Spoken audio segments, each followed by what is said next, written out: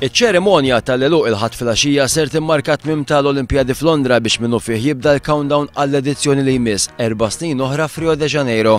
Fl-aħħar jum ta' kompetizzjoni qed jiġu assenjati 15-il medalja bl-ikbar attrazzjonijiet ikunu l-maratona tal-irġiel, il-finali tal-basketball tal-irġiel bejn l-Istati Uniti u Spanja u dik tal-waterpolo bejn is-Serbja u s-sette bello tal-Italja. Suċċess kbir għar-Renju Unit mhux biss fl-organizzazzjoni ta' dawn il-logħob, iżda anke fil-parteċipazzjoni fejn sa dalgħodu kellhom 28 medalja tad-deheb. L-Istati Uniti reġgħu kisbu l-ikbar ammont ta' medalji tad-deheb biex bekk rebħu dawn l-Olimpjadi.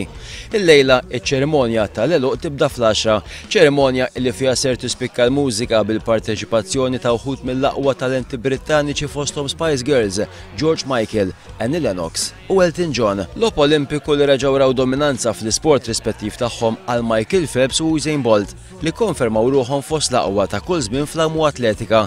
U xi ngħidu dwar il-parteċipazzjoni Maltija, fl-għawm rajna l-parteċipazzjoni ta' Nicky Muscat u Andrew Ketkuti, illi kiser ir-rekord nazzjonali dejjem borġa għaddiet tal-kwalifikazzjoni fl-atletika, disciplina illi ħasem fiha wkoll Rashid Choual.